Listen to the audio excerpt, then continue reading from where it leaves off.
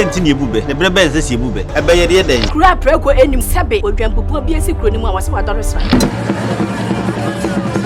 Panyini wantena fie ema aseduamfo blani pie frimantam bahin se pin enye nkwandewa na yesotro no wa ansa no di asebe fita na no makode ebrensi am wa otua ne nsem mojabmo nim hu duanani wie klaman wo yesofo okra wo nyeye bi tonte ye no sane ya fa NYANSAPO yo adofo ene akraba je bibidi maduru sekire ana meka se asante mampon mahene ene wanya mfinsia adua wotwe miensa ene wanya mfie aduonu enum ewo akonya so na asante mampon abakosem mu no ono ne ohine otosome na watena akonya so ache de ye pa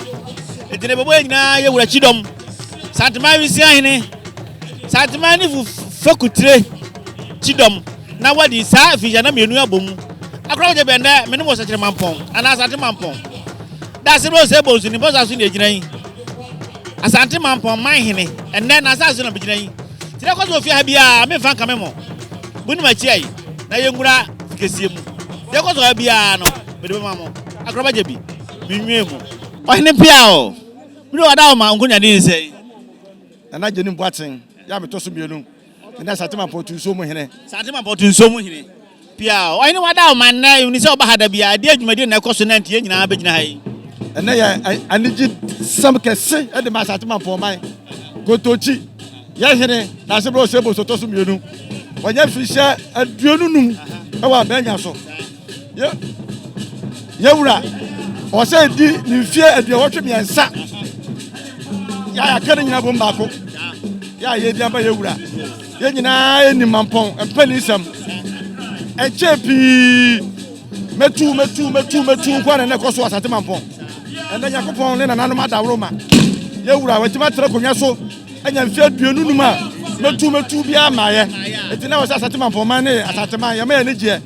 na nne ya boye wura chi no ne celebrate no etina ye wura ne mfisia aduonu num eno ntina na ye nyina ya hia ha ya ye fe kente fe dasi amuna na ngonya di ni bio na je ni boaten ya me yetu so mu hene mampon tu so mu hene ohene pia Daasebre ana pia no sani na be de che ohene pia na adi finsia aduonu enum ewo akonya so se mampon mahene entansi mampa konya aso osiye ono ne ohina to so mienu a wata koye so ache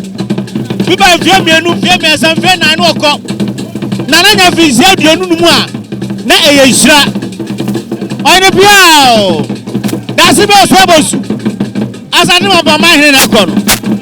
yo ayefo said ye modika enya nente dada NYANSAPO yeguso a ene asante mampon kontonchi ebu hi ekuma nana eno no enya asem ketra kra na ubepia no ma Daasebre wo se Bonsu otoso mienu na finhia a etoso aduonu nwotwe se ne maame wo no ba ta fasa asiso ana afi wo bedi asante mampon akunya no so finhia aduonu enum eno no de bo baako ekum no ma mienu eniyi wakasa efane mienu nyina aboma wo sha enye asem ketra ewo asante mampon ene ne mpatemu na se de yedi ka aka amamu nim se de NYANSAPO esi eyi edwumadi ede fa no yentimi emedwumadi bia se abra bakwasem kakra efa ohempo protese no yentimi empone ho kakra emfa mamu nti ebehwe na afi yedi ho nkomo kakra ne yedi kakra yinim no ede atoto to fom akọ wotwe Daasebre wo se Bonsu otoso mienu a foye Mamponghene a se de edin a ne maame ene neja wo no won mo de to no any Saint Oswald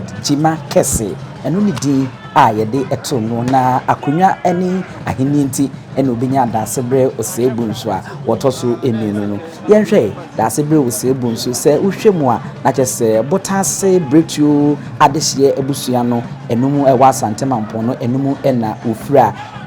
nkra ne echirimu anasa abakwasem chemu kakra na ohimpopo yi wo no afe apem ahankunu aduasa enwotwe bro nya bosome no da na etoso aduasa ba kwa na se de ne twatro kra wumu ena wode ewo panyini a nkakra o maame a wo no a ye friend se Marijima na wa ben ewo ngumesuo mu ye kase obi aben a tingresi boni be kase na oye educationist a na wa bin ye pa enam sai no so ama opanyini ye a ye friend se Saint Oswald Jima Kese wamfana disua wamfana ani agro amfa ntofoma obomodin eso na sene kopem se wo ba ade ankasa tonsa ede efre o maame Marijima sese so hwe a ba bia yebi Mamponghene ankasa Daasebre ose Bonsu ena oba edwanumu na enye Asante 20 wo ba yi a ye gimtata ye ni eguso a na ye koyenim asua ade kakra enso ede afa ho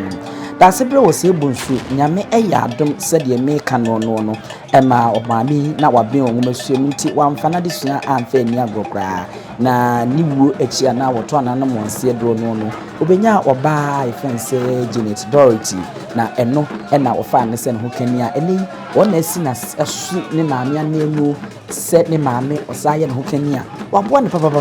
owura Janet Dorothy jima kesia eno ene Daasebre ose Bonsu wono ankasa ne twetwe mucho ho kania eno no enye Asante kra wa na chiribramu akese wonfa ne eni agrokra ewo ekono se ohwemu a na kese enkra ne chirima na wo mama ene emema ene mbinum nso a nyesi boni beka se wa adopt wa shada fa wo mo se wono ankasa ne yafumu ma hwe wo mo no masuamu ene bibia mu ama wono etimi akọ enkanye na ne yira America na asemi Nana Mary Jimakesi Dr. Kennedy Pamcho Mamu Fikra Dr. Nana Mary Jimakesi was principal medical officer and HSA enye Asante National Insurance Trust Mitchell Social Security and National Insurance Trust Hospital ewo enkan company emmantemwa eno so ehu adisua kakra wasi hu edifa na yire hu enno chese waboa na kwaniasa enyina sopa na yenhwe ni nwumasuo ankasa na yenwuremu na yenko yenim wo afe apem ahankono aduanan enumnumu ene betu dwa se Daasebre ose Bonsu satemo singed Oswald Jimakesi wo hye ni nwumasuo ase kra Achese middle school na eno ewo kumase ena ohyase a ne enya asemketo a enkra no ne abakwasem no echiremu a na kese Asante ni otumfo se Osei agema grandpa otoso minu wono ankasa na baso bode ya na enyi zebe kanse scholarship a yede emma mofra ene wo ma sabio wono mu eni bia anase wo mu nimdie ne nso a wo mu adesua no sikase no ntie no edibi eso na sene emma wode eto aso eko nusuku a na eno no enye asemketo a woto aso eko nanim eko Prempeh College eno ewu kumase ya ema eno no okoi ekwe ordinary and an advanced level certificate eno no ye afe apem ahankono aduonum ennan mu edibesi afe apem ahankono aduonum ensia ansa na woto aso na wakọ nanim ewusua pokese ba ko a ewo oman Ghana Meche University of Ghana Daasebre ose Bonsu ena ote na pakemu a woyi nkache nkakra yedene eba no ahenie fata na ankasa se enne wo hwe ne nsa so egudie mo me hwe asa ne kakra wo dada no kakra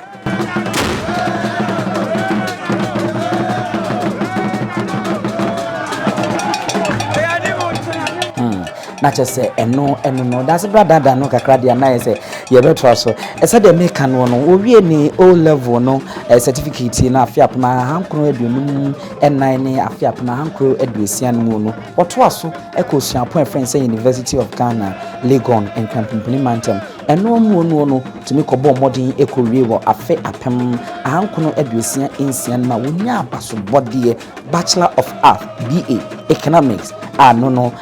political science and modern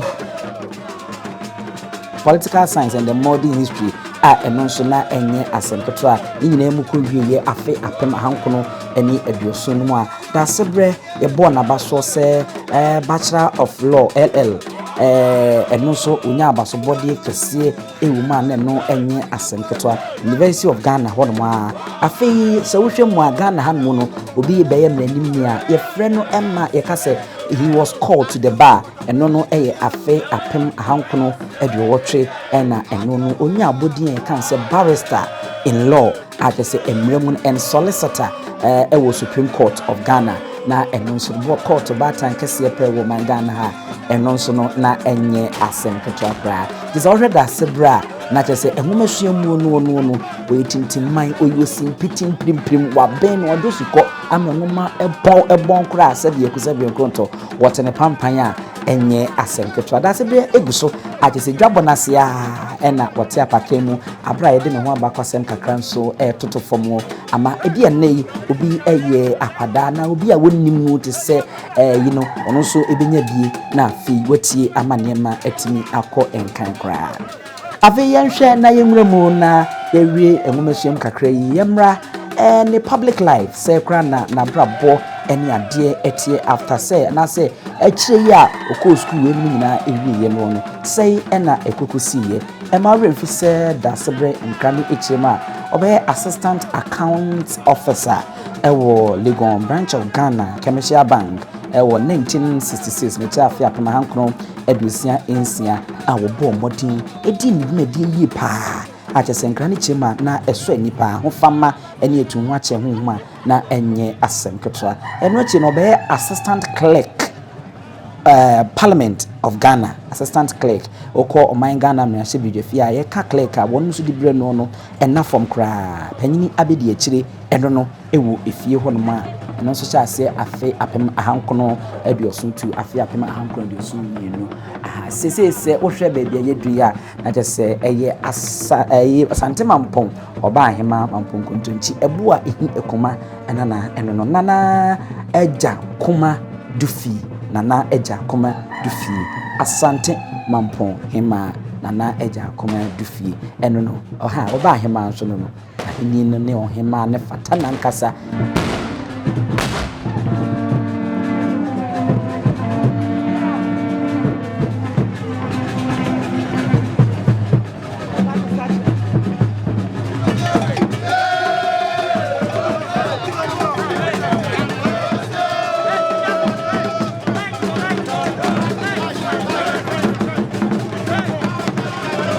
ewie ebusia ye toaso ewo awakwasem no enti clerk ni mu makan 1970 to 1972 eno echi no otoaso ema woko nani higher administrative responsibilities ana eno no wo chese woko nani ma no afi eno echi no University of Science and Technology satemo no na UST ansakra na echi yi eba abaye Kwame Nkrumah University of Science and Technology abaye assistant registrar afi apam ahankono edioso emienu numwa na enu no ahofama ene edumaden ene etunhu ache Daasebre osebu satem saint also jima kesi wode emma ye no emma na eduma na eso anipa afi apam ahankono edioso emienu ma na ese enye asem ketwa ewo Daasebre dada no kakra ma yenhwe na na asam nso hia pa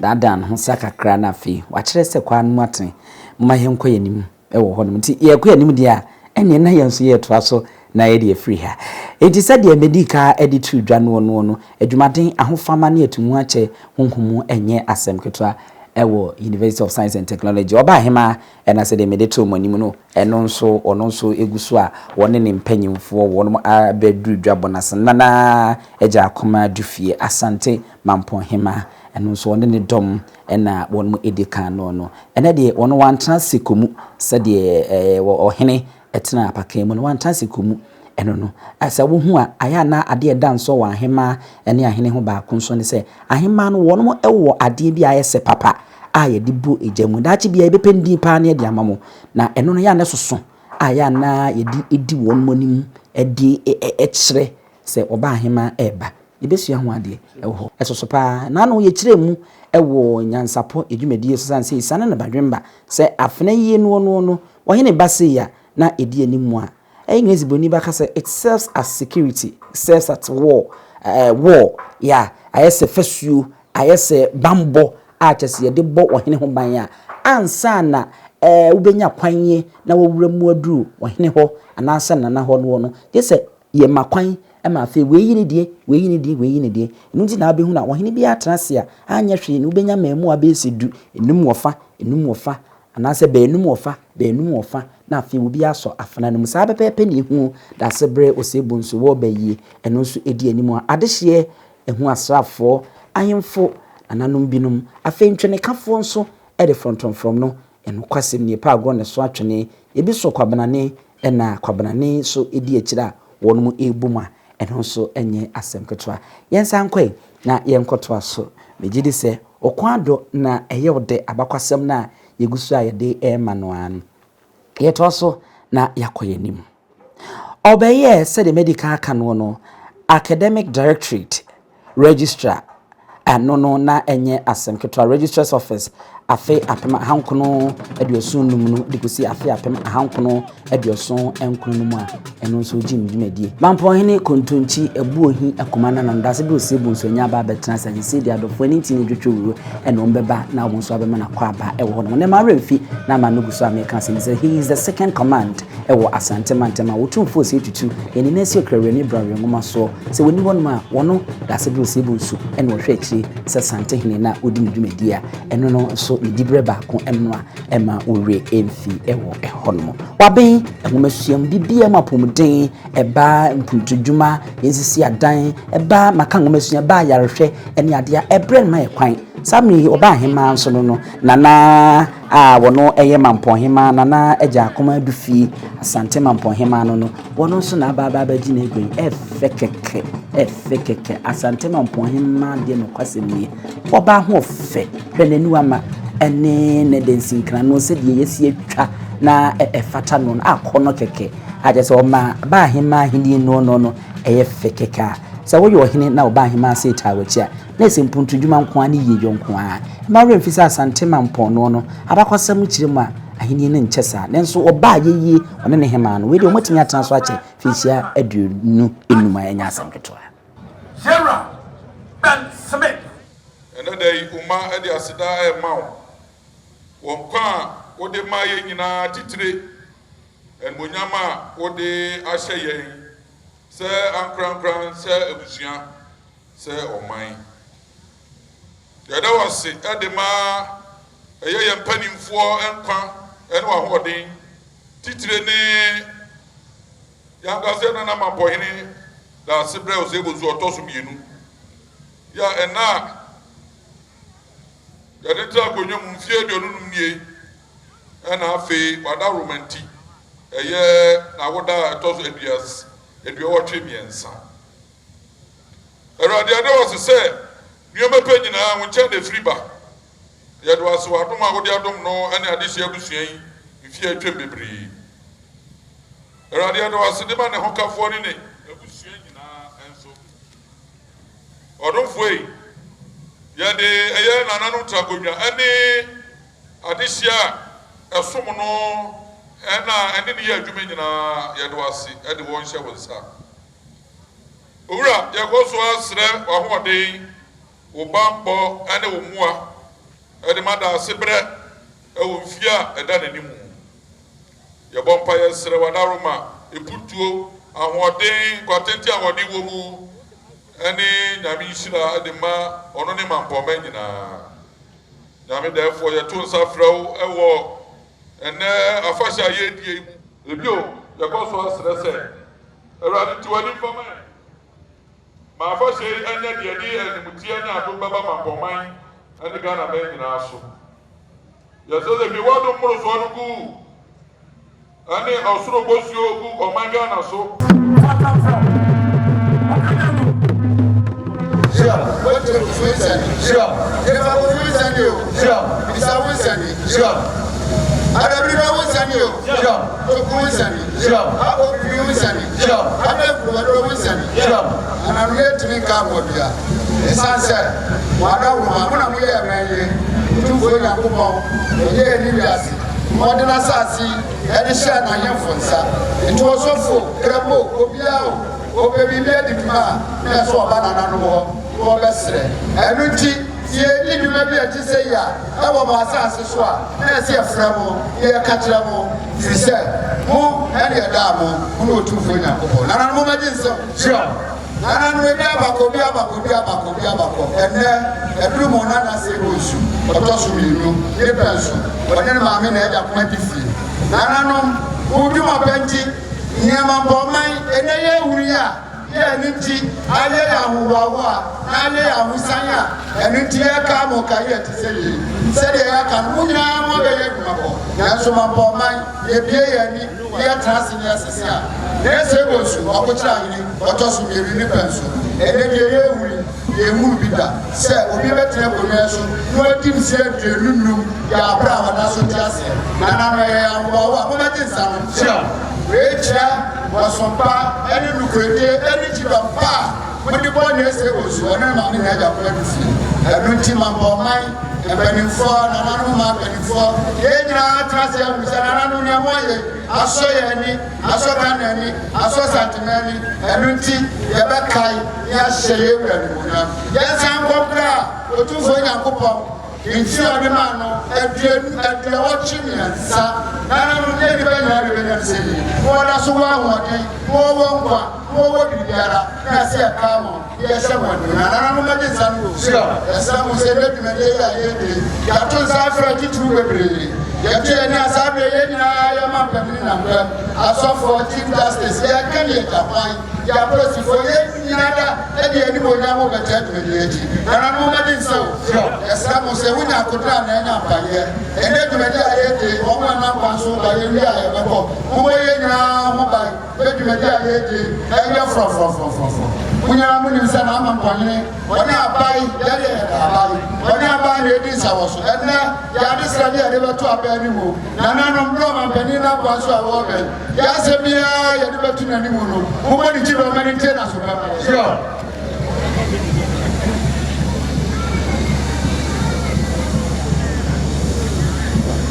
yɛsrɛ mo yɛn nyinaa yɛhwɛ deɛ ɛkɔ so ɛyɛ ahohoahoa yɛwura wɔtimfoɔ mahyɛ yɛ bɔ ne dwumadie ne sunsum ne kra ne nyinaa taa yɛ akyi ɛde yɛde dwumadie yɛ Santema nkɔ so ɔmampanin ne nkɔ so Mamponghene nkɔ so nanahema nkɔ so mpanimfoɔ a yɛn nyinaa yɛtwa ahyia ne nananom ahemafoɔ ɛne ahemfo ɛne atitiri hɔ a yɛn nyinaa bɛbɔ akyi bɛ wɔma dwumadie akɔ soɔ yɛn nyinaa yɛnkɔ so abɛadwumayɛfoɔ ahodoɔ a wɔyɛ mampɔmansin mu yɛwɔ nyinaa yɛnkɔ so titiri yɛ apolisifoɔ nananom dwumadie a yɛdie nyinaa wɔ mo nim a yɛde yɛ asogyafoɔ mobɔ mo nyinaa ho ban to a yɛtɔ mo ma bɔne bi anka obiara wɔ se na Mamponghene ne pɛ so ɔne ne maame na agya koma di fie abae ayɔnkofa a wɔde yɛ afa otimfoɔ ayɔnkofa a wɔde yɛ afa wɔn deɛ wɔdɔdaa ne ho dua buroni na kaa ne nko na yɛ dwumadie nyinaa sɛ yɛ deɛ ɛne deɛ ɛne na yɛ ana asɔfoɔ no so nanso ɛne deɛ yɛbɛka obiara ne wɔ ɔkɔ agyina abusua ne busua bi wobie bɔne no mu no nipa ɔte saa momfrɛ no na motorofo ɔne kasa Ghana Mamponghene His Excellency Nana Adodankwa Ekufu Ado danso wɔ n'afɔ mu nyinaa kyema bakan a wodanso wɔ n'afɔ mu nyinaa no tipa so da pa free SHS papa ɛna waba bidu one district one factory one constituency $1 million ɛna kyɛ sɛ waba wano nso aba bidu ma remfi sɛ Asante Mampon abakwasɛm ne Nana Adodankwa Ekufu Ado ankasa no aha ɛna na yiri panyi ankasa efiri ne yiri panyi ankasa friend sɛ ma me ya aha ankasa na oba no free ewum sɛ watoa na nanom ɛwonse no de nanso no ɛma remfi sɛ amamre kwan so ne yabakwasɛ mu no na senimpon ne Daasebre Osei Bonsu ɛno nti sɛ ne Daasebre Osei Bonsu di ne mfinchi aduo wɔtwe miensa na obetena akonya so nso mfinchi aduo no mu a na wontimi ntrankran bumbune mantem sɛ wase umba na wo memmo no mo piafo emetia no na mfa wonu nyam emeta ndi medine nti ne ɛno nti ne hu ne heya wabai se Ghana Mamponghene afei nase edi ne vinci aduo wɔtwe miensa ɛne na duo no enum akonya so oba no oba ba bɛkyia ni ɛno no ɔno nso de nsa abeto nsɛm no na senim pɔmpreko pɛ a kyerɛ sɛ ɛno no fibie ne ho a ɛne yɛ nya ne nte sɛ ne ba panyini a wɔne saa wɔ bɛyi wɔn no ɔno kora wɔ sɛ adwumadi ase bia ɛnyɛ asɛm ketewa ɛwɔ ɛhɔ no mo eti said the idea card to Jane ba won sa obey you no enya ne ntese wo dwumadi ase a ono so beba enti enye nwanwa mehu se obi ba wono na waba ede enigye abeto Daasebre Osei Bonsu ese ne papa preko pe na from kra ne papa wo sa ye ne nana eno no na yesi hanso chema wuntumi no woni Asante mantem so afo Simon Semensa na na dodan kwa kufu ado wono ba ya Asante Mamponghene wono so no na edu no so a wono ba na wono aba bechia no ewo eho no ma enye asenketwa kwa na eja akoma dufie na eja akoma dufie Asante Mamponghene wono mba bechia no eno so eno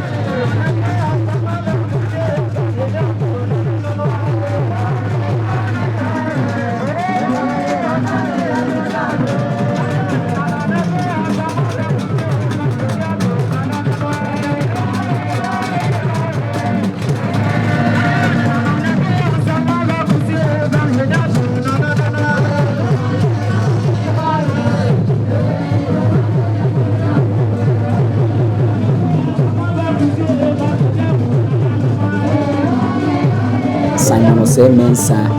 wo mo aye hu wo mo ndi bitim bubu ndi e di ache na fo amado ndi twemu da mere kakra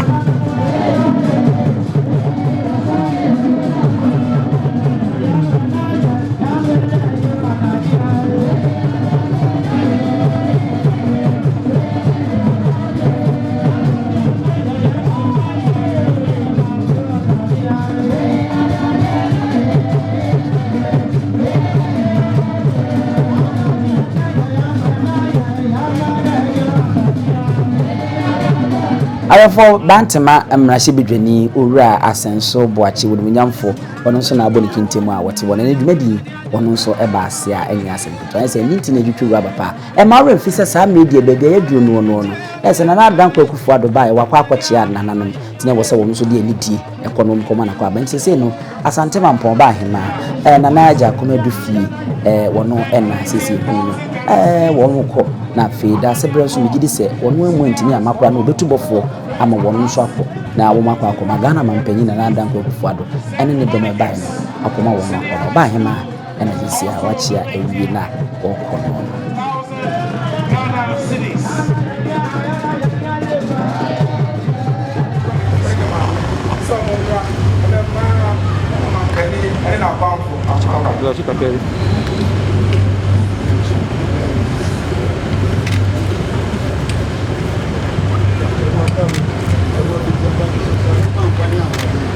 Yo, aya Daasebre na bripono ena edruha awomo ema Ghana mampani na dodankwa akufado akwaba na etakuma tifie awotosumie no eye Mamponghene woni nana no hema no enso na edru wana ti eye nana no manim awodomo ebema akwaba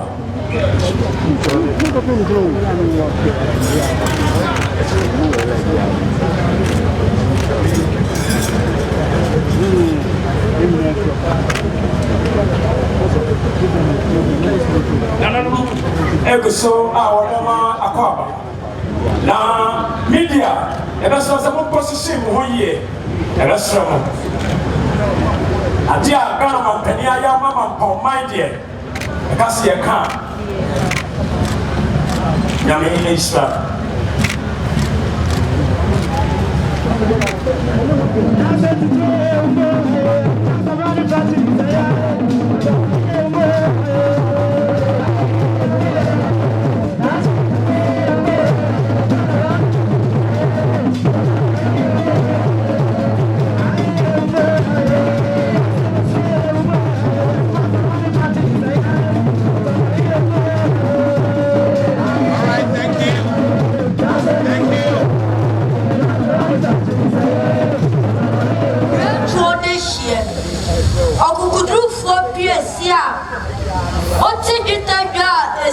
Etwe umwaso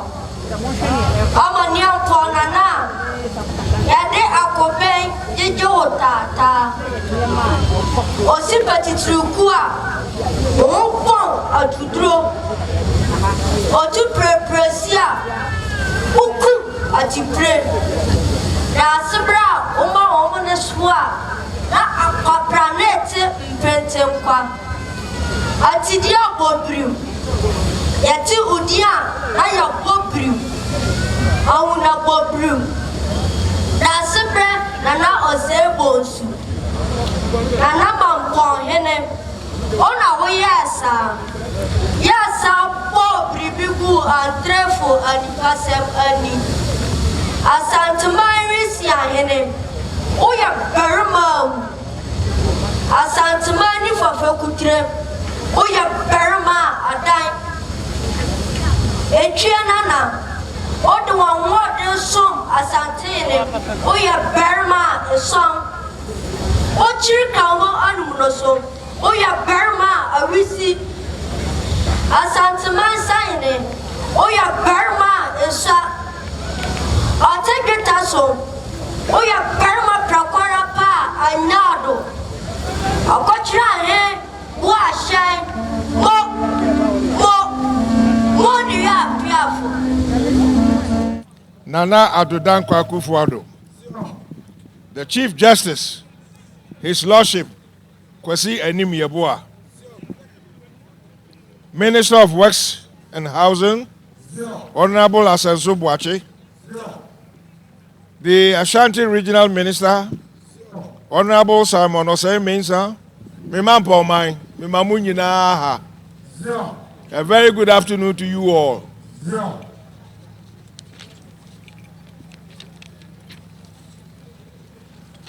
I wish on this historic occasion to welcome you all to the Deba of Chiefs and the people of the Asante Mampong traditional area for the celebration of the 25th anniversary of my enstoolment as Mamponghene and the occupant of the silver stool of the Asante Kingdom, as well as my 83rd birthday. My journey as Mamponghene began in September 1996, and it wasn't all that smooth at the initial stages, but with the help of the Almighty God, the great ancestors of Mampong, and the loyal elders of the stool, I have endured all the obstacles that came my way. The occupation of the Mampong paramount stool, and for that matter, the silver stool of the Asante Kingdom, is undoubtedly an enviable position and has suffered litigations in recent past to the effect that none of my immediate 15 predecessors was able to reign for more than 20 years. It is upon this fact that I consider the celebration of my 25 years reign as Mamponghene very important, as it will go a long way to declare to the world and Mother Ghana the joint efforts of Nananum and the good people of Mampong in streamlining the traditional affairs of Mamponghene and breaking the bad record, distasteful record of frequent deposition of Mampong paramount chiefs. Mampong has witnessed steady progress in both the traditional realm and in the socio-economic sector under my leadership. I couldn't have served my Mamponghene, Asante mine, and Ghana in this glorious manner without the assistance of God the Almighty and the constant support in diverse forms of the same people I serve, especially the occupant of the golden stool of Asante Kingdom, Otumfuo Osei the second, the Asante Hene. Otumfuo, I shall forever remain grateful to you. It is also important to acknowledge with appreciation the support and cooperation of the members of Asante Mine Council, Nananum, and the people of Mampong traditional area and heads of the various departments and institutions in Mampo. Without your assistance, my reign as Mamponghene couldn't have reached this far. With regard to the various political regimes which have governed the country since my enstoolment, should also be acknowledged and appreciated for granting some of the requests I presented about the needs of my people. I am grateful for the fact that those requests that were granted have brought Mampong this far in terms of socio-economic development, thereby giving the people some level of hope and satisfaction.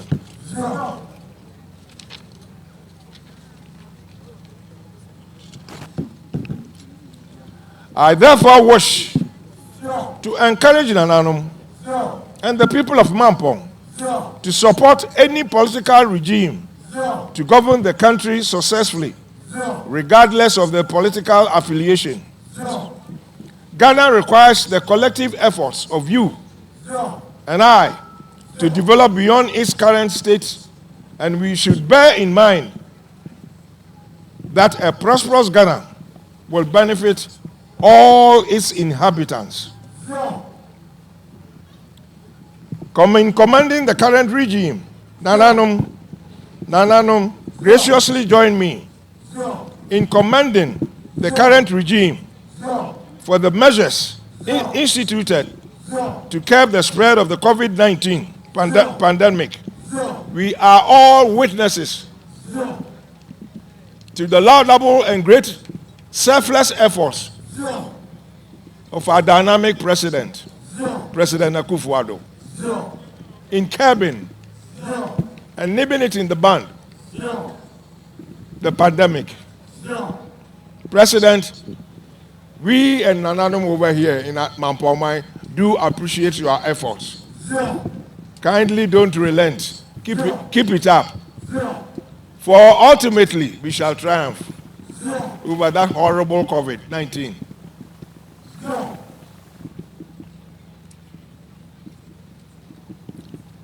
Concerning the other developments, I also commend the current regime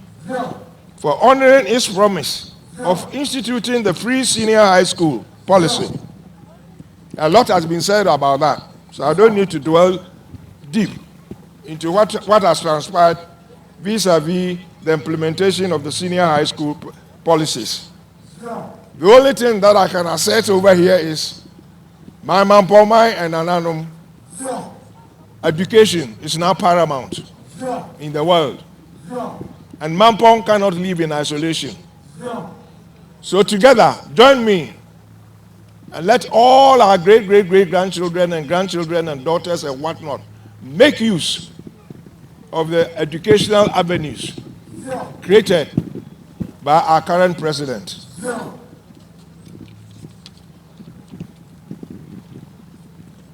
Now concerning the burning issue of employment for the youth. Briefly speaking, Mamponghene elders and myself, we've thrown the gauntlet to the current Mampong as Municipal Assembly. We have assured them we are ready. And indeed, we have implemented availability of large tracts of land, ready, free of charge. We won't touch anybody, we won't charge anything. Assembly, come make use of those lands so that numerous and countless youth who are just malingering about can make use of the land. This is a challenge that we threw over to the Assembly. Our dynamic MCE, we're still waiting for your response. Thank you.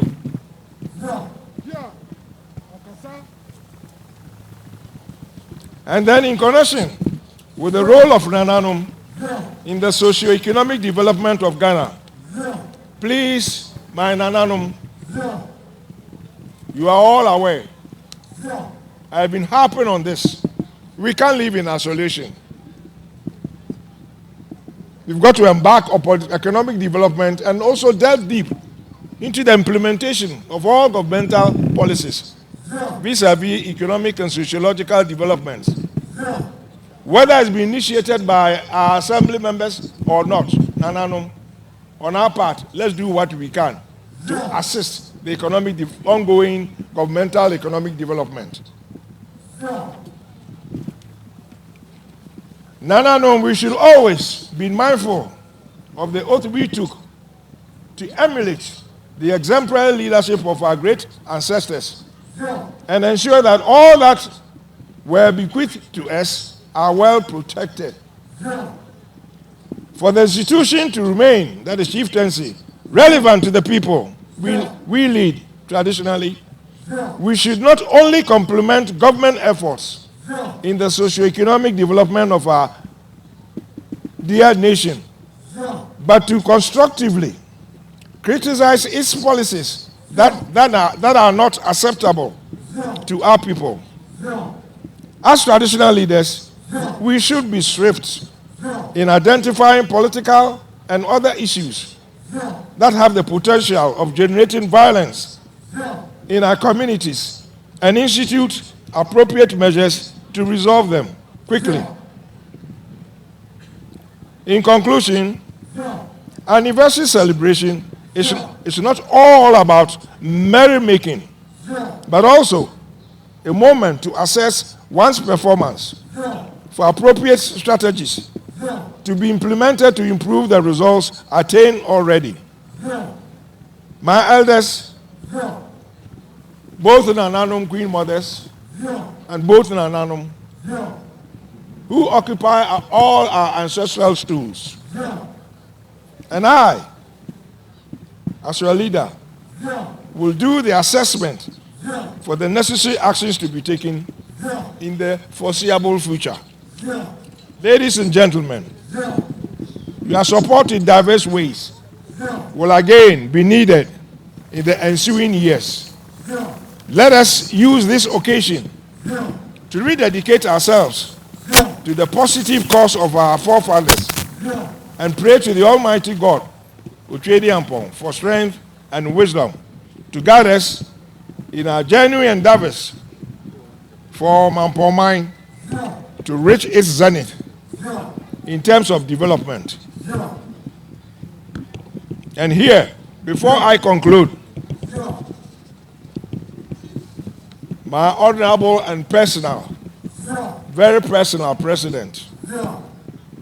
I'm using the adjective personal in that Mamponghene through Botase, you are a precious Akonta. Now let them give you my hand.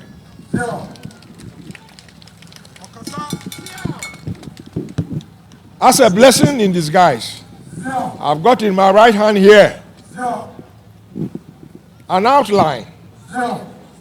or maybe I should classify it as a resume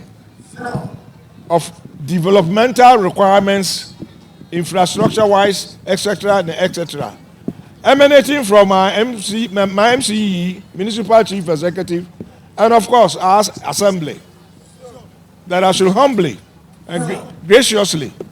draw your attention through your dynamic ministers to assist Mamponghene. You have been doing it, and we know, we firmly believe it. No one needs to convince us that Akonta, by the end of your tenure, you would have literally completed all our wishes that we've enumerated over here. So I've endorsed and signed the outline request for and on behalf of the local governance system and institutions here, and I'll graciously hand it over to my chairman to be handed over to Nanahima, so that during the break, Nanahima will undoubtedly put it in your car to remind you whenever you go to Accra. On behalf of Mamponghene and elders, our illustrious president, we do appreciate and dutifully welcome you. Welcome, sir. Wanuamu Fisi ya de wo man Ghana man share ni nsa. Wo boy dada. Mo hunu asphalt. Mo hunu school dan. Mo hunu way. Afa kura de court dan kura wo ye no. Kane no court dan ba ye. Ya de plans ne be kire me. Me hwe ye. Ana me jase ni se nana. Na wa hwe plan ni ye. Na me se da bi o. Wo se hwe mu na hwe ni ye. Me ko hwe ya sa ko fa plans a. Ye see court down first na mo upper 6 1960. Me ni odi awuo president Kofo ne ye nyina ne na Pepe College. Samra 1960 dan e si ye no. Ya ko fa plans abase ye be si court fofora. Ya sa ko fa cockroach plans na bi na ba etare form. Ya kwa nam ko ye wura Chief Justice ho. Samra nso na mitiri ye. Mi gina ho ma National House of Chiefs. Legal Council. Yedi palms so me nanu mienu. Wo say akoko busa man say e be sisa no a. Ampani ampa mi si yakokoduro mi call president office. Sa me no kwa me no bo no nam kwa so wo bakuma se na me so me call Mampong. Mi di ko ja no office ape. Obeduru ya twe wo se masom. Ana court da na da na borsan egusi yesi. Eti yenua Chief Justice I will free school ase aha no call no Mampoma mu a ajapade ba ko amedi mudini aja ma no ti mommo sam yenua Chief Justice na ne to so biom me de krata bi na woni fa ha me sen me de ma yenua na hima no de ase envelope mu no de ase yewura nsa se wo kwa and someone assembly person yewura nya abotre kan no ye ni nyina man ansa na sabe wo Ghana adwuma to form no ni nyina mabɔ no tofa wa ha ye wo gidie se yewura obeya man na wo krata iso wo fiti ase dada ni pese bobo di ni mako ebe ware enti ye wo gidie se obeya man ye wie ni etwa to won se me de to nananum anim ana mia me Mampong adehye munyina munim se sukuu sam de edamako maso ade enti na mitimi so mo anam sukuu a me ma me teacher ni o ma bisua anwoma the school de enfan de agro o ma mpanyini aye sukuu ama ya free SHS ankrofo ka ho asem double feeding enye feeding tracks at the school mienu yakọ me yansa yakọ efa ye ho Mampoma mu a masremo wo bia mfane ba enko school na wakọ no anya SSS ni bi me sa timu biom ankanka mo madofo emma no Mampoma wo bia momodne se ne ba wo me yanwotwe ye yankro wo fie kura ba ko de bo modne na SSS no wonko bi na yewura mapanyini se de eye free 1 year re to school assembly de hia me yie ho dan ne ne ma ne ade nyina ye wa ade bi wo ho a yewura na ato osisi wahwehwe ye fra no get fan wona sika nyina ahye ne saban de ama no rogu so osisi entimi na nanom ne ade hye me ame na nanom school de ma mu fa ni agro monko so na munye ho amse man na nanom so me ka kire o mo se ya hye bodada ya wi ata so ye man de se ne ye nanom breye team moja ni mfifire na o mo pam aye no ye nanom ati wo se ye so ye mfa dufude ense no ya be hwe o man ni so yie minim sa mo atiti ni sun mu ni ne ma ye na nakete wa ba ko adufude ene apasa minkuminya minya do no ma ye galamse akwasi de mo mara himfie mo hwe so wote ho a na nanom nyina aboa me wokọ ya de foforo aba enti mo japade de ye bobbo ho ama abde baaya ma mo ya mpini mo bia ma ha emese na nanom ani adehye ye nsio ti Mampoman me de otwe de ampon da mu nyina ase mo nana madu aduye wotwe ne mienza na me na nanom se ye nwie adwuma na fe kura ne afiti ase nti mu so mu yi a me to so matematena na makoso do maso mo mi otwe de ampon hia ye nyina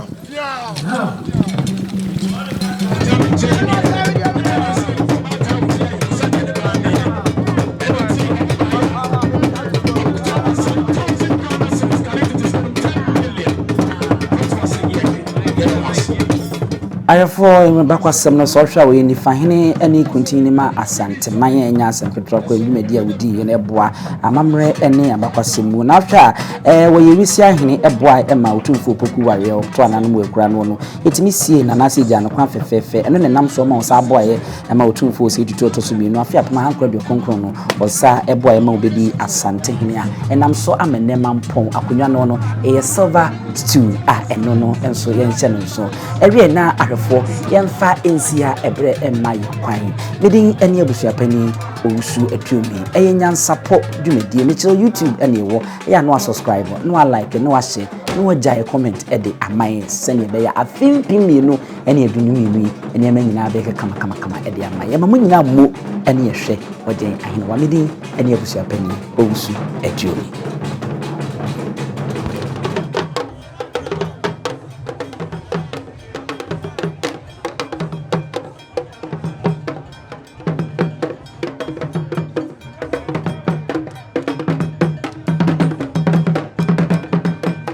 Hello, Dozie. Hello. How do you see the Asante culture and tradition?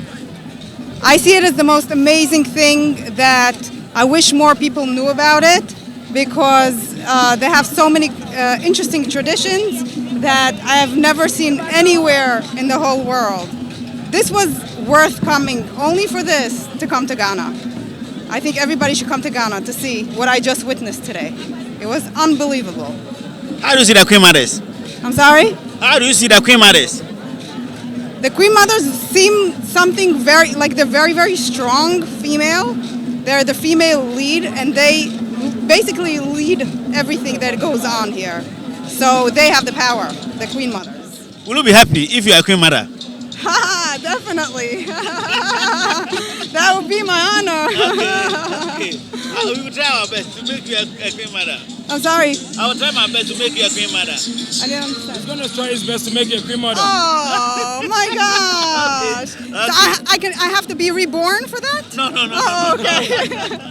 I could just even be myself and be a Queen Mother. Yeah, That's awesome. We can do. I would love to be. Yo, akraba na dia jeme sama ma wi bia gu ho dia ya aminu akraba ta kan se wa na opati a wutie yele mo ase ene ye wasate mampon ha ena ye ba ne na bedi ni fisi aduonu nu akonwa so ne fisi aduo wotwe miensa twede amponyanko bo dia che no na ngade o mo ne se akonwa ni pa kakra bi na atan so nya mfie du ko o ma ba ye mfie nsia mfie miensa mfie nan ti se Daasebre se bo nya fisi aduonu nu akonwa so a na enu nwa pa o ye ntia ene de koso bia Asante mampon ana se sechere mampon eti ene akraba bi medo ba mampon makramo tweda boy adom a mesa ne mosia media madana nwansa ade ya bon nam sisuo be ba mre obi a bo hu sa akraba bi NYANSAPO yaduru ho amamre NYANSAPO ntimu akraba bi makramo